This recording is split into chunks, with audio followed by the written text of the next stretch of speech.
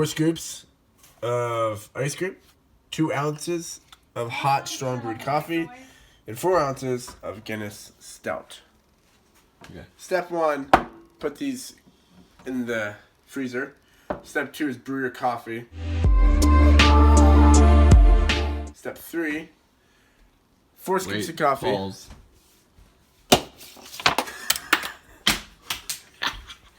Alright. Step 3, 4 scoops of coffee in the cup. So we're here, we got the 4 scoops of coffee, 4 scoops of ice cream in the Vanilla cups. ice cream. Yeah, I mean, if you like to flavor it and be weird, a bunch of nerds, whatever. Must be vanilla. Let me grab the coffee. What we got?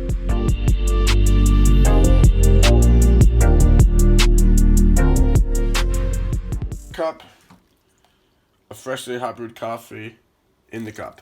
Pew! One there. Pew! Then we got a half cup. Got some Guinness Float, and you just do a half. Fill the rest up with that. Make sure you pour on the side of the glass. There you go. Look at that. Boom. Oh, that's just dandy. So then you got your Guinness Float. First tip. Freeze your glasses. Make it extra moist. That looks funny. Anyway, cheers. Cheers. To fitness. To fitness. Friday. To the weekend. Favorite.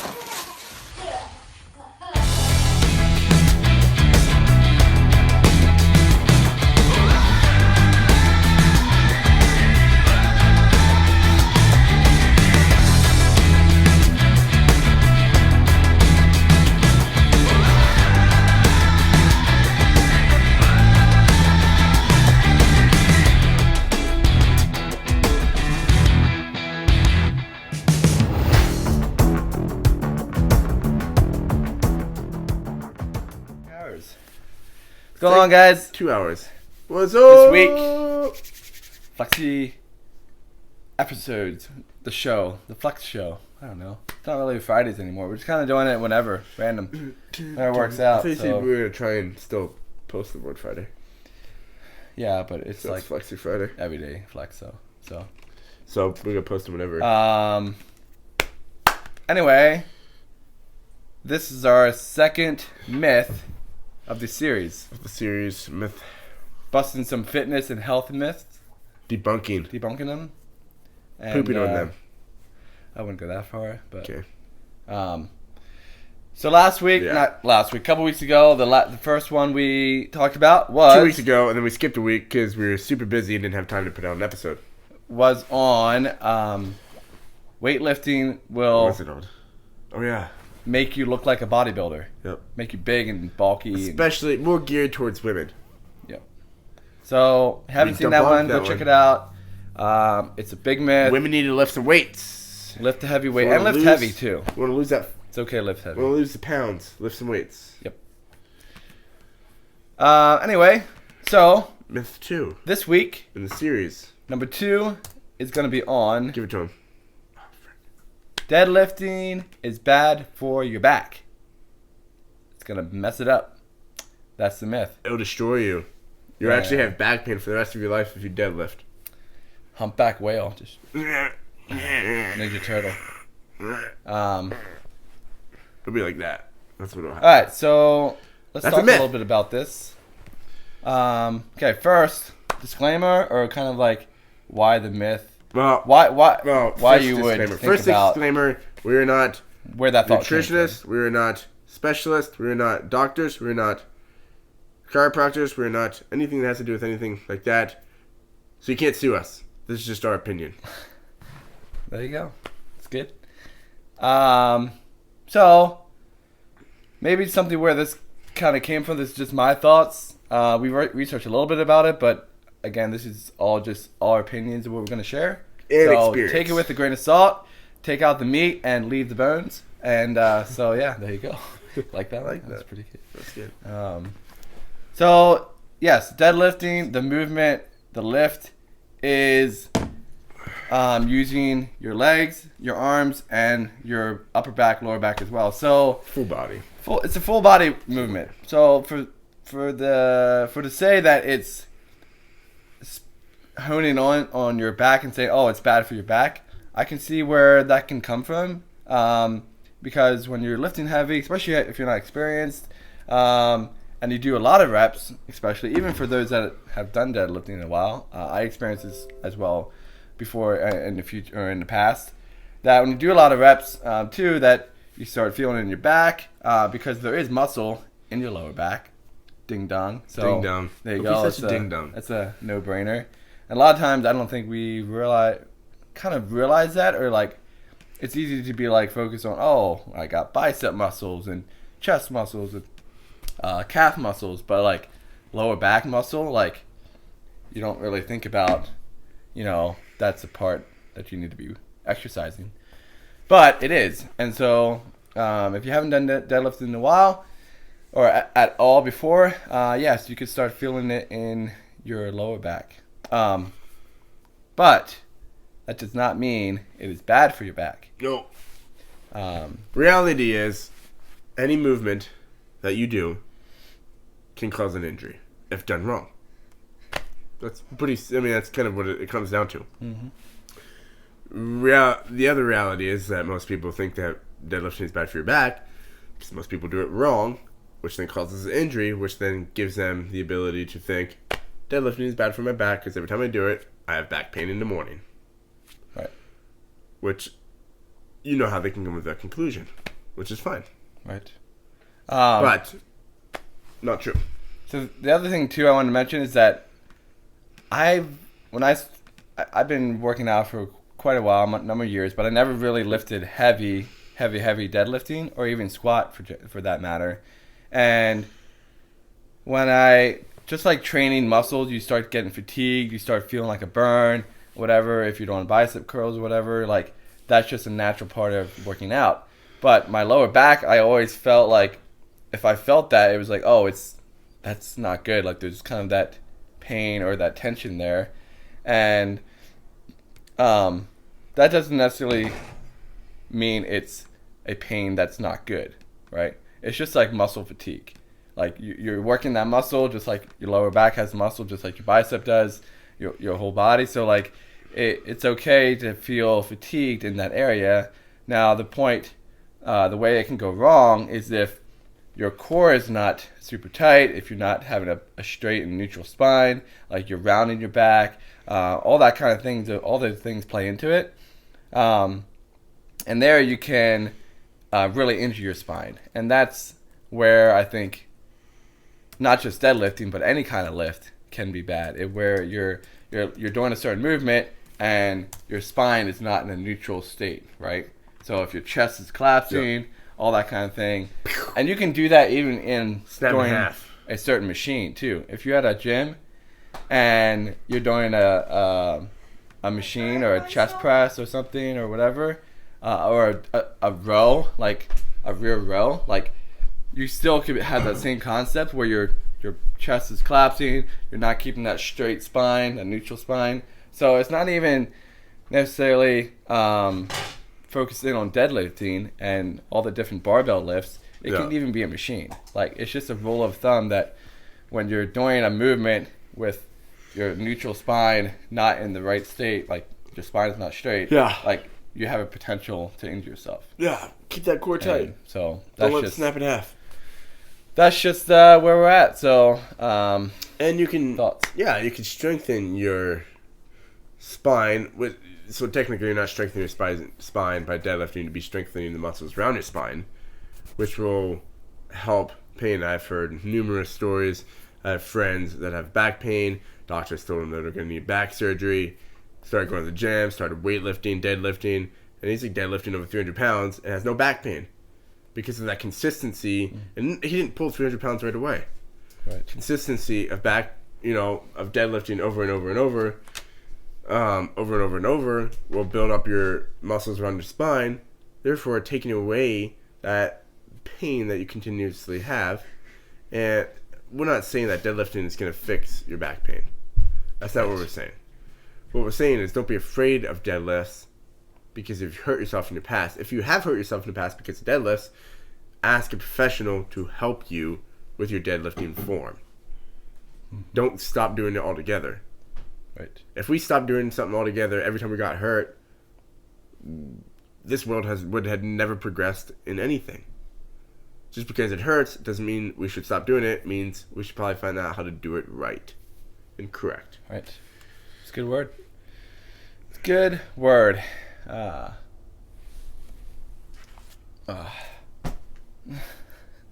Anyway. What are you laughing about? Nothing. So yeah, what else we got on that?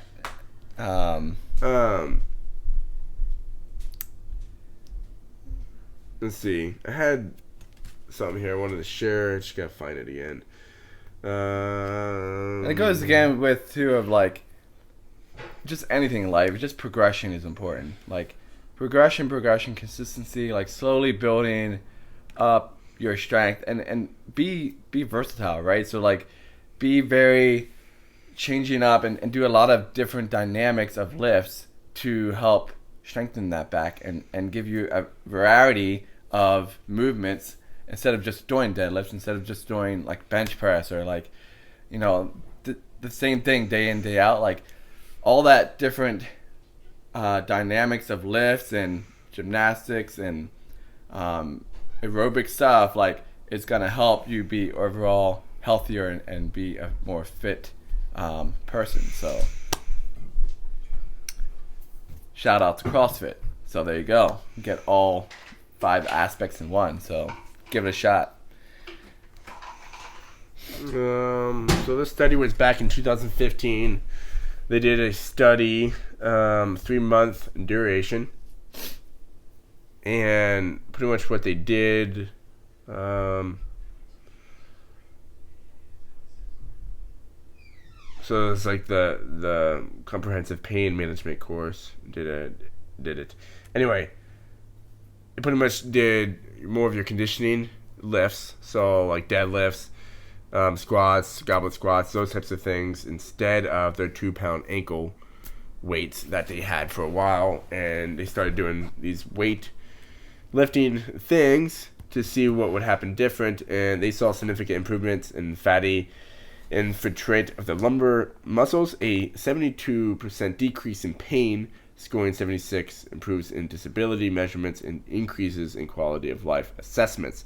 That is the research that they have found over the course of 3 months, having their patients after surgeries and after injuries and after all these things do these things now correctly, might add, do these things correctly, and they have seen increased mobility, just way of living, pain.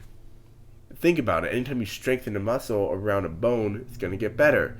I had bad shoulders, and I got dry needling done, all this stuff. None of it fixed it in the moment, but not overall. And the biggest thing is because my shoulders, the little tiny muscles around my, what is that called? Your rotator cuff were weak, therefore causing pain when I lifted heavy stuff, because my shoulders are trying to overpower everything. So if you strengthen the muscles around your rotator cuffs, your spine are going to help engage that in all areas of life, therefore not causing pain when you're doing those things. And having proper body mechanics. Proper body mechanics. I had terrible shoulder mechanics. Very huge. And terrible shoulder mechanics, part of it came because my shoulders, all those little muscles in there, were very, very weak. So that's kind of that. I'm going to jump into the other thing with deadlifts. Yeah. So not just deadlift squats. Right. So the other thing kind of ties into this whole maybe topic.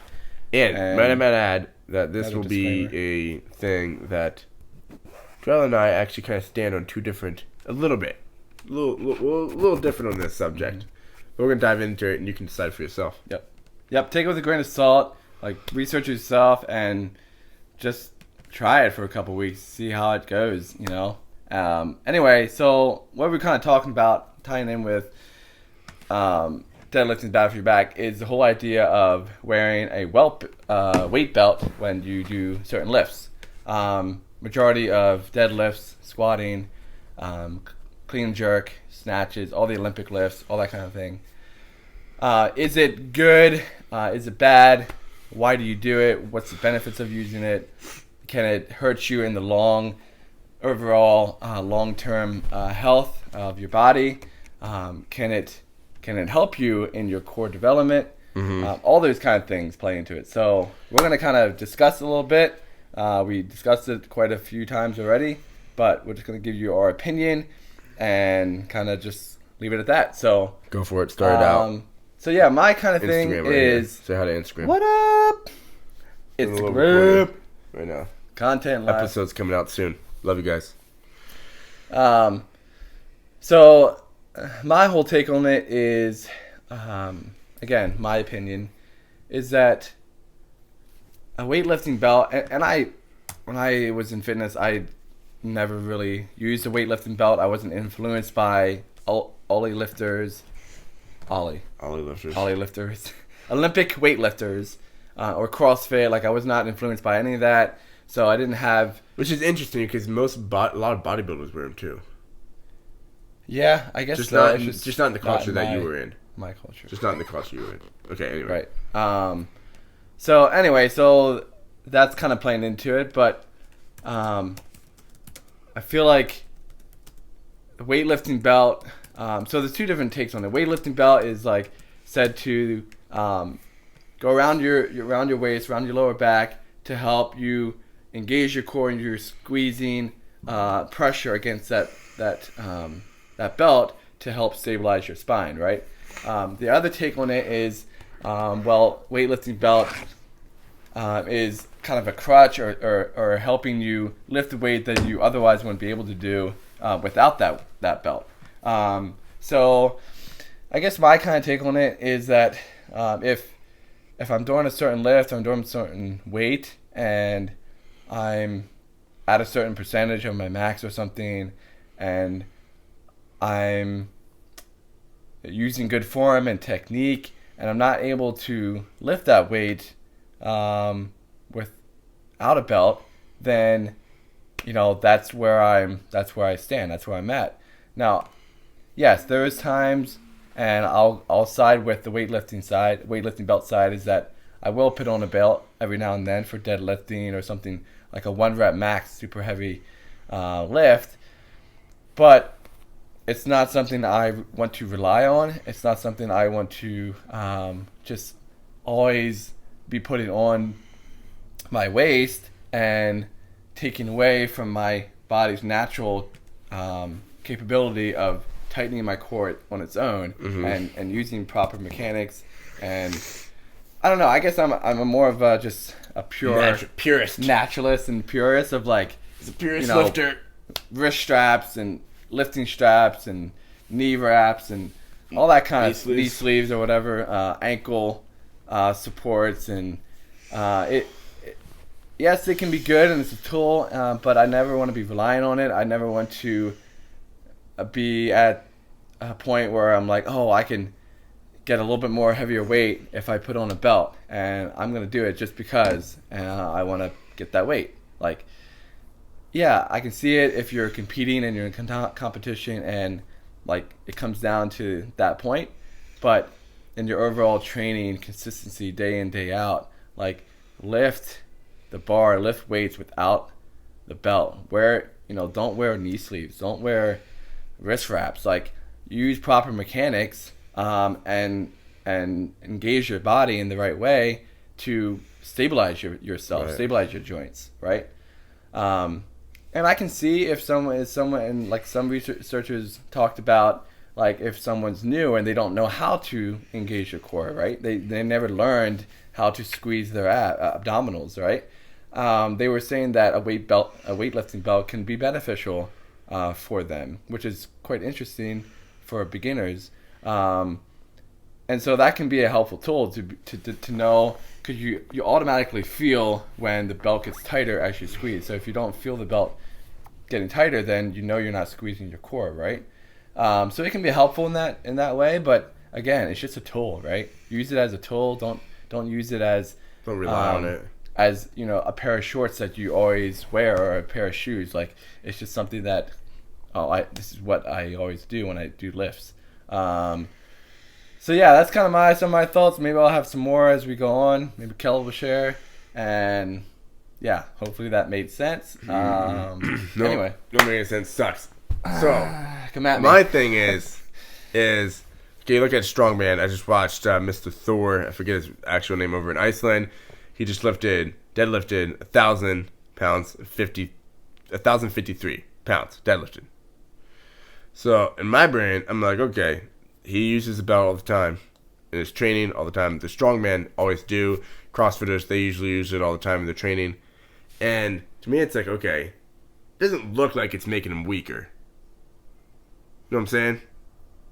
If they're breaking world records because of their deadlifts wearing a belt, it sure doesn't look like they're getting weaker. Looks like they're getting stronger. So, yes, in the fact I do agree that it is just a tool to help you. There's a lot of different beliefs on whether or not it's helping you engage your core, so your core is getting stronger, or it's a kind of like a cheat sheet or a crutch, and your core isn't getting any stronger, therefore you're getting weaker. To me, it just doesn't make any sense because anybody that's using it isn't getting weaker. Not perceived to get weaker. Well, I mean, yeah. So every lift is getting heavier and heavier and heavier. Right. PRs keep going up and up and up. Right. So I would think if they can deadlift, 200 pounds without a belt when they first start training, use a belt, now lifting 500 pounds with a belt. I would perceive and assume that they can lift more than 200 pounds without a belt now. Right. If it's making them weaker, they wouldn't be able to lift more than 200 pounds without a belt. They would only be able to lift 500 pounds with a belt. Mm-hmm. Correct? If it's making them weaker. Right. But who's to say that if they would have been training without a belt the whole time, that 200 mark would have been up? So you look at people that don't lift belts. Right. Are they lifting more than people with belts? I don't know. Some might. The ones I've seen aren't. You know what I mean? Their lift front is good. That I've seen. Right. Not many people do it. So maybe we should try it. Yeah. Therefore, I also agree with Darrell on the fact of like knee sleeves, wrist straps, all these things. If I can't do the lift without it, if I didn't compete in CrossFit, I probably definitely wouldn't even use it even more. Because it's like, I don't really care about 5 extra pounds. I do because it's the goal. But if I can't do it without a belt, what's the point? If I'm having to use a belt to enhance it, I'm going to rely on the belt. And also the belt is in your mind game. So you start using the belt so much, and in your brain, the belt, I need the belt when I do this lift. I can't deadlift 400 pounds unless I have the belt. Well, you're just psyching yourself out. Mm-hmm.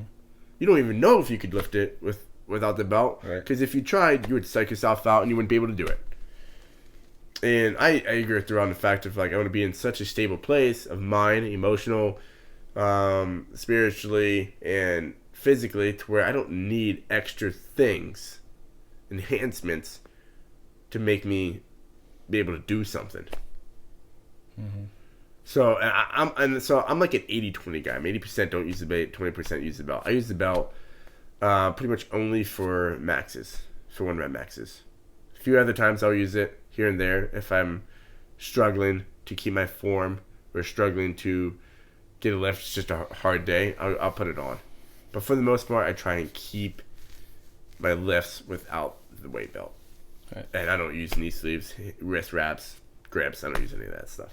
Something I wanted to mention when you're talking about lifters that are lifting heavier than if they wear a belt than those that don't wear a belt. And I think it goes along the line of like, okay, so what is the general overall health and fitness goal of like the general population, right? Like, what is the goal? What's going to promote long-term health, right? And I don't know if this is a good example, but you think of like a star football player, and so if they are in a game and it's probably a bad example, but they injure themselves, right? And okay, they roll an ankle, right? And okay, they could be out for the rest of the game and not help their team win, They obviously can't play near as good, right? Because they have a rolled ankle. But if they would tape up that ankle or elbow or whatever, they could get out there and still participate and help their team win, right? Otherwise, they would be done. They wouldn't be able to do it. Right. And so I don't know if that's a good comparison. It's like, yes, they're able to lift heavier weight, but are they going to pay for it in the later years, in the long run? Like, I don't know. And I think that's with any sport. Like, there's so many injuries and surgeries that a lot of sports athletes go through, and that just comes with the cost of competing that, at that level. Right. And so that's just the price that they're willing to pay. Right. But I think where I'm coming from is more of like the general overall population of people, like just wanting to be fit, be healthy, like live a longer life, a better quality of life for the Not years longer. to come. Not longer. Screw longer. Take me to heaven, Jesus. So I think that's kind of where I'm maybe coming from, is like, and I go back and forth because I love competing. I love doing lifts and getting bigger lifts and lifting heavier. Which is what makes fitness fun. Right. Yeah. So if you don't have those things, who wants to work out? Yeah, that's true. But yeah, I mean, yeah. So. Yeah. But then it's like, okay, But you can still get price to PRs pay, without. too. You It's can like- still get PRs without belts. Yeah, I mean, I've been PRing. And you will belt for your PRs. Yeah. Yeah. Right. So, but yeah, there it is. So like I said, I do wear a belt, but I'm not consistently training with. Yeah, a we belt. don't train. We're not doing. We do metcons or something like that. We're not throwing on the belt for cleans. Yeah. Or deadlifts. Right. No, not man. Ain't nobody got time for that. And if you're doing a workout and you don't wear a belt and you start feeling fatigued or your lower back flares up, like, Don't put a belt on it. that maybe that's just like, that's an indicator to you. Your body's telling you, oh, you need to train this area more. You need to kind of work on that. And maybe it's proper warm up too. Maybe you didn't warm up proper enough. I know if I have a lot of deadlifts or back movement, like if I don't warm up my back or whatever, like, just with like a lot of jump ropes, if I don't work on my jumps, my feet, my calves will just start blowing up if I don't have that proper warm up. So proper warm up is super important. Stretch. With that as well. So Everything ties Anyway. together. Everything ties together. Because I'm also thinking of like, okay, yeah, so Joe over here can lift more than Bob over here because he's using a weightlifting belt. But just because you lift more weight doesn't mean you're healthier. right. Doesn't mean you're more fit. Right. So But if because I go back and forth on it, whether or not a belt is making you stronger or not, as far as your core. Because if it does make you stronger as far as core, then you should be wearing it. If it doesn't, if it decreases that, then yeah. right. And my argument for it to increase that is, look at the guys that are wearing it. Right. If it was decreasing it, the lifts wouldn't be going up. Not that lifts are the most important, but that their lifts are going up, which is evidence that it's making them stronger. Right. But also, deadlifting in general is going to make it stronger. So, Right. But the lifts like that are not a isolated core movement. It's a full body movement. right, And I think a belt is helping the lift. It's not necessarily helping the because those athletes are training their core, isolating it in so many different movements by on their own, not just in the lifts. Right. So they have a strong core, not just because maybe they wear a belt, but because they're doing so much other stuff for their core. right. And so I think a lot of the research is like, yes, it's helping your core because a lot of people don't know how to engage their core. They don't know how to tighten those abdominal muscles. So in that aspect, yeah, it's going to help strengthen your core because Right. you're going to be able to feel the difference when you have a belt on. There's just like the both sides of it. Really comes down to whether or not you believe that it's going to help you increase your core strength or decrease your core strength, too. Because it's like, if it's going to increase your core strength, as well as doing all the other stuff, do both. If it's not, don't do that. Yeah. Kind of like where it's all pivoting off of almost. Yeah. Is whether or not it's helping you in your core strength. And we can't tell you whether it does or not. We can tell you what we think it does. I'm kind of in the middle yet. Riding the fence. And I just keep going back and forth because I see research. I see both sides of the research. I see athletes. I see people that, all the different evidence, and still riding that wave. Yeah. I think we gave good different sides of it, good aspects for you guys to think about and try on your own, research it, and just try both ways. If you're a non-weight belt lifter, then wear a weight belt. Try experimenting with it. Put it on and get some coaching for it. If you're an avid weight belt lifter, Every day. then Oh yeah, stop. take that. it off. Take that crap off. Do a couple weeks without a weightlifting belt and just see how it goes. So I don't think it's ever a bad idea to get better of the natural aspect without enhancements. Never a bad thing. Right on. Well, There we you kill go. each other. We That's have it. good. Anyway, Get out there, make fitness happen. by Make the time movement, this video comes out, our competition tonight will probably be over, and we will be on top. First place. No, if you're not, it's gonna be real. We're bad. competing against each other this time. It's gonna be fun. Not with. It's a Flexi Bros Against. against a Flexi Bro. Against. Anyway, it's gonna be a good time. It's gonna be I fun. get to compete with Hannah, my wife. It's gonna be awesome. Love you guys. Stay flexy. Oh, I have sleeves on, but stay flexy. Stay tuned Always. for the next episode and interview. Peace out. Love you guys. Baby Flex wants to say hi. Here it comes.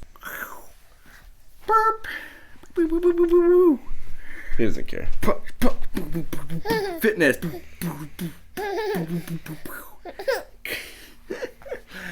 Cool. Peace out.